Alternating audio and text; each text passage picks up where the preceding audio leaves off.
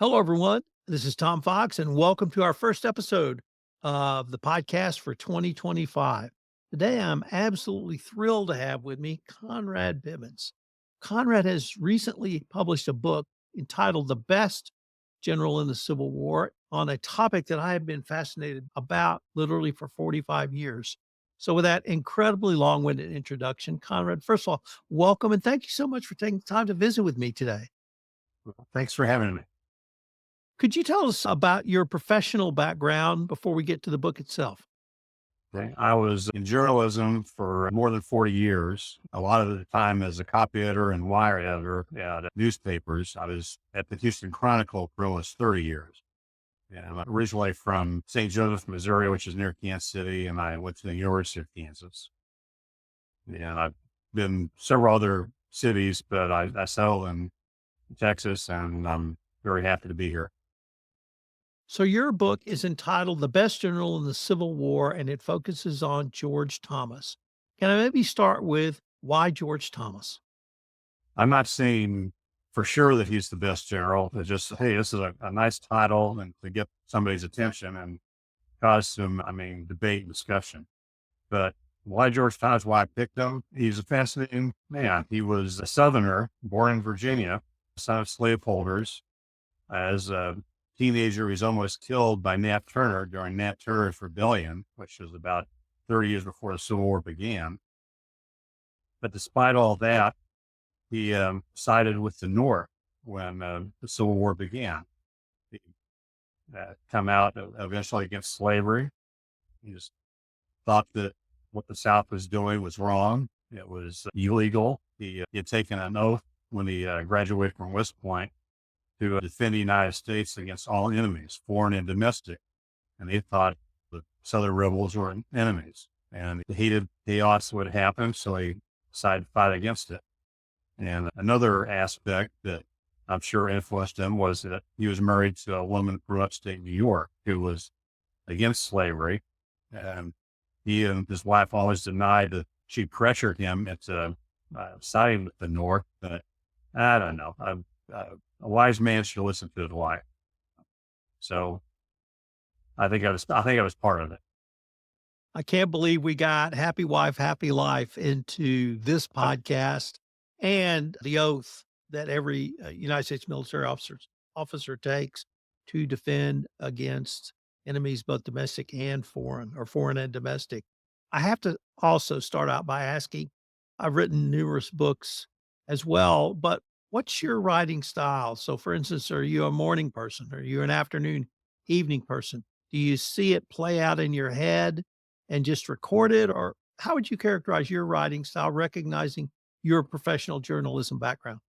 When I was in journalism, mainly as a copy editor, I was just reacting to things. I wasn't usually creating things except headlines and so forth. Writing, that just it it just hits me when the inspiration hits me, then I go with it. And sometimes it doesn't. Because I wish I could say I was real steady at my job of writing, but it's usually like, hey, I think of something, then I put it down. And then I might go for 12 hours at a shot and just exhausting myself, but feeling really good about what I was doing. And then it might 3 or 4 days before I go back to this novel. I was trying to imagine the voice of George Thomas. I was trying to write it as a 19th century person might.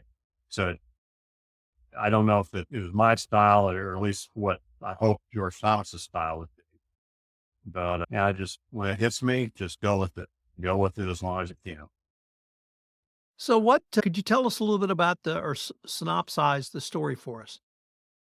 It's the conceit is that had always said he would never write an autobiography. In fact, he had all his private papers destroyed because he didn't want them being hawked in print by journalists. My idea was, okay, maybe he did actually write some memoirs, but he'd have them hidden for all these years. And he was, toward the end of his life, he was angry at the disrespect that many in the North, especially in the Northern Army, had toward him. And published in his lifetime, he could just really just let go and say what he really thought about people. So then I started from his early life, explaining Nat Turner's rebellion, explaining that, going through his time in West Point, his service during the Mexican War. He also was stationed for quite a while in Texas, and I believe it was Fort Mason, so not too far from Kerrville, I believe, or at least he fought against the Comanches there. In fact, the only time he was ever wounded in combat was by a Comanche arrow. And then after Fort Sumter, he decided, okay, I have to go with the North on this. And I also tried to explain he had a long friendship with Robert E. Lee.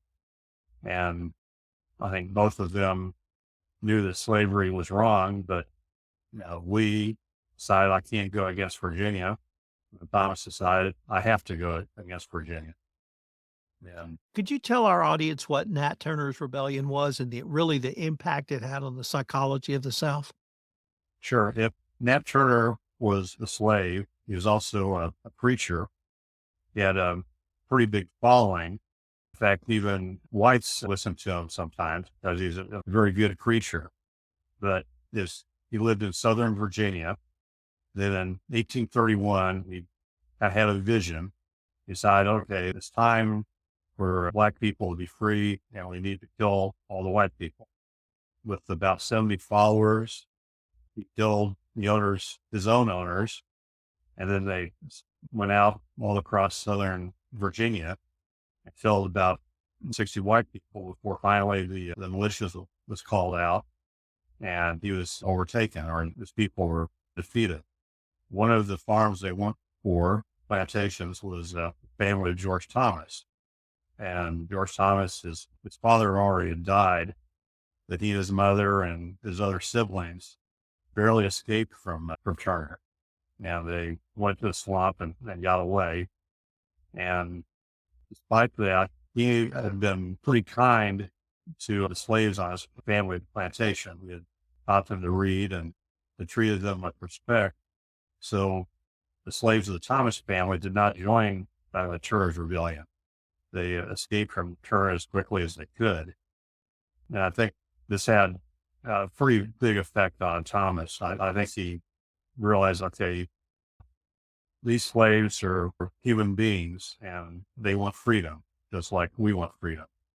But unfortunately for Virginia and a lot of the South, they took this rebellion as a reason to clamp down even more on slavery. They supported it even more strongly. They passed laws to really limit the slaves even more than they were already limited. In fact, they would have made George Thomas a criminal for teaching slaves to read and write. So it really hardened their position. Like I said, this happened about 30 years before the Civil War began. And it entrenched the Southern position, and the North hated slavery, but they didn't necessarily, the white people in the North didn't, particularly African Americans, but they hated the idea of slavery. And so the two sides just became more and more divided. Could you talk a little bit about his Mexican War experience? We've certainly heard stories about Robert E. Lee and even Ulysses S. Grant in the Mexican War, but what were Thomas's experience? And did you see how the ideas he may have developed in the Mexican War influenced him in the U.S. Civil War? He was mainly an artillery officer, and he was down in Brownsville for a while. And I think he really realized that Zachary Taylor, while a great general in some ways, went into things fairly unprepared. He didn't have good supply lines, and he wasn't ready for everything that war would entail. I think that definitely affected Thomas's ideas on how to fight a war, because Thomas always tried to be completely prepared, and he was very deliberate in his actions, so it could be quick at times, but when necessary. But we also saw that you just have to be prepared, not just with supplies, but to know that whatever happens, whatever plans you have, you'd have to expect the unexpected. The enemy's going to do something else. And Thomas, I think, was a captain, and as you'd expect, he was very brave and held the line many times. He was slow to retreat because he thought, okay, I have to protect the rest of the people around me. He firing to the last moment. And a couple of the officers who sort of rescued him and saved his life were Braxton Bragg and Jefferson Davis, who were also very good soldiers in the Mexican War. Of course, they would, uh, Bragg and Thomas would become terrible enemies, but at that time they were great friends. And Jefferson Davis was also very impressed with Thomas, and he made sure that Thomas got a couple of good promotions that helped him advance up and learn more about the art of war, especially as being a general. You learn a lot from the Mexican War. Of course, everybody did. There was just about every general you can think of who was important in the Civil War fought in the Mexican War. You mentioned his role in the artillery. Could one of the things he learned in that role is the use of mobile artillery that it seemed to me that he was very adept at that in his role in the fighting in the Western theater during the Civil War? Right, very correct. Knew how to place his artillery. He could sort of predict where the enemy might be coming from, or where their future position would be. And even though he had a nickname, Slow Trot, meaning some people thought he was slow, he was actually very quick when it came to placing artillery. It was very good with horses, and he knew how to move the artillery fast with these horses to wherever they needed to be. So I think he was not, he would never waste artillery shells. He was very careful about that, but he was very good about finding out where the enemy was, and he was very good at marksmanship, where the people under him were. Artillery was probably one of the better things the North had. They were much better than the South was in artillery. You've told us the reason for your provocative title, as you called it, and it certainly hooked me in wanting to visit you for this podcast. But how would you compare him to some of the other top Civil War generals, either in the Western theater or both theaters? One of the reasons I think maybe he was the best general is that um, he never lost battle when he was fully in command. But at Mill Springs, which is early in the war, and at the Battle of Nashville, which is one of the last big battles, he always had things firmly under control, and he never panicked. He never, even when he was surprised, he just would adjust quickly. And he was also careful with the lives of his men. I mean, of course, people are going to die. This is the terrible tragedy.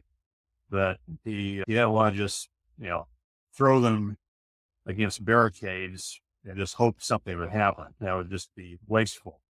And sometimes Grant, Sherman, and Lee, Stonewall Jackson, sometimes their whole idea of generalship was just to tell his men to charge and hope something good would happen. Thomas he had more of a plan. He actually thought, okay, if I go this way, maybe I can get around him, something. I mean, obviously Lee and Stonewall and Grant and Sherman had their moments. They were quite good at times, but I think they were somewhat wasteful of human life. And Thomas tried to be more careful, in my view.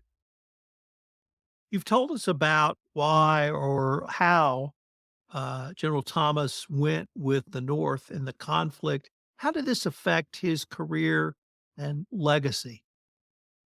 First, two things. Number one, it took Lincoln a while to trust him fully, even after Thomas won what was probably the first big victory of the Civil War at Mill Springs. Lincoln still promoted other people ahead of him.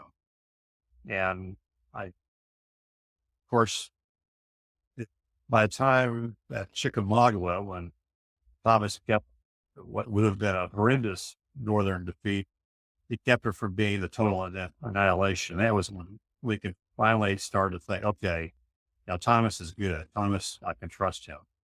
But I think many cases, a lot of the Northerners never fully trusted him, at least the first couple of years. And it caused some bitterness by Thomas, but he would put it aside and say, we have to win this war. And I'm not going to be a prima donna about it. But of course, in the South, he was hated for this, even though there were other Southern officers who went with the North. He wasn't alone in this. Probably 3 out of every 10 officers who were from Virginia sided with the North, including Jeb Stuart's father-in-law and Winfield Scott. But for some reason, Thomas was the most hated. Like Jeb Stuart always said, if we catch Thomas, I'm going to hang him. And so he was hated across the South, and it became, something that he didn't particularly, it didn't bother him that as much as you expect. He just was very pervious to a lot of insults, but he just, even after he died in 1870, this is before Reconstruction ended, I think the South just sort of swept his reputation like under the rug. I didn't even want to think about how good he was. I think the North also didn't give him as much respect as they should have, because after Reconstruction, they just wanted the North and South to get along and have a suitable working relationship. And I just thought, okay, if we give Thomas too much respect, it's just going to cause irritation in the South. It's almost like he's an inconvenience to us, and is also an insult to the Southern mythology of the lost cause.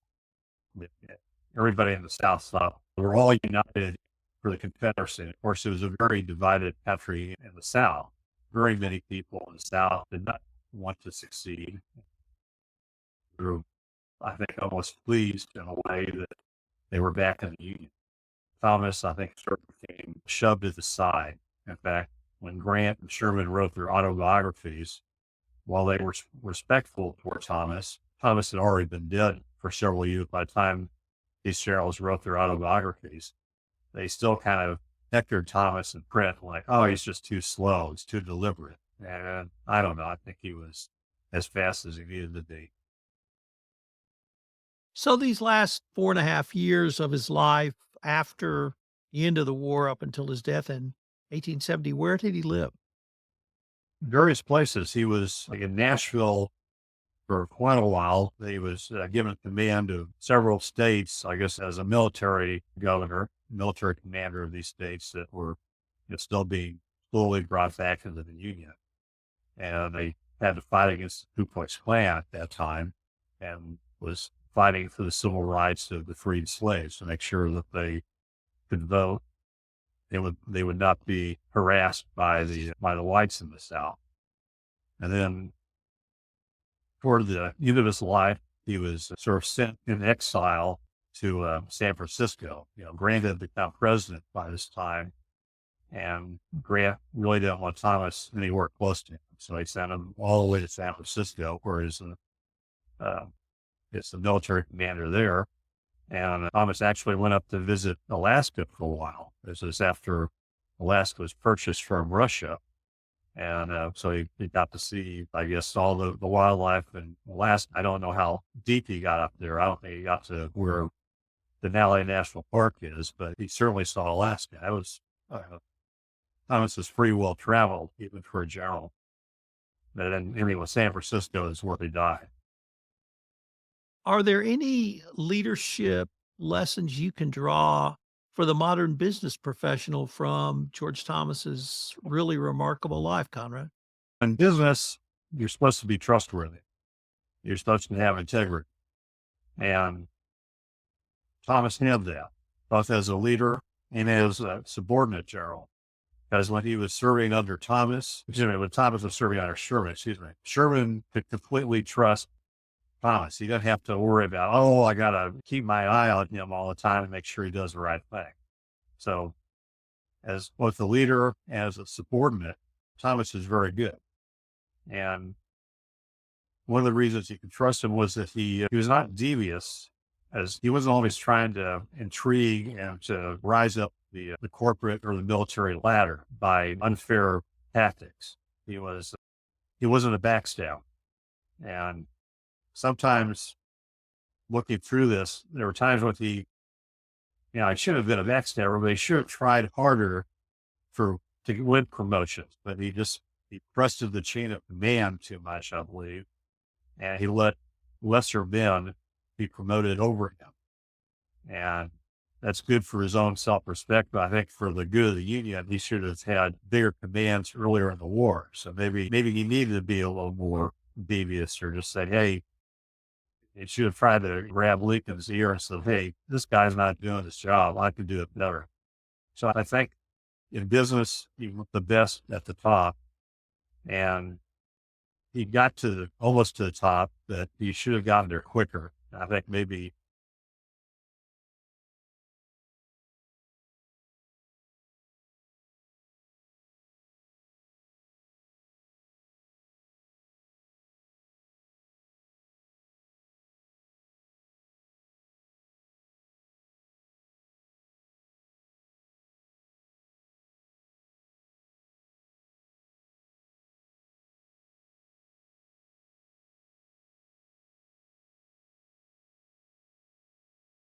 Lincoln has some lessons to learn. I guess all executives need to learn that. Conrad, unfortunately, we are near the end of our time for this episode. But before we leave, I wanted to ask you if our listeners wanted to connect with you or purchase the book or find out more about it, what might be the best place or places for them to go? The book it's from Stony Creek Publishing. It's available online from Amazon and also the Barnes and Noble website. I think there's also Kindle ebook versions if you want it that way. If you want to contact me, my email is cnbibbins. That's spelled C-N, B as in boy, I, B as in boy, E-N-S, 103 @gmail.com. And I'd be glad to discuss anything with anyone. I don't know if the book is available at many bookstores. I've tried to promote it a few times, but I know it's available, as I said, on Amazon and Barnes and Noble websites. And you might even be able to call Stony Creek Publishing, and they might be able to let you know where to find it. Publisher's name is Lawrence Duffy, who lives in the Hill Country also. He did a really good job for it. Conrad, I wanted to thank you again for taking the time to visit with me, and I hope we can continue this conversation. Thank you so much. I appreciate it.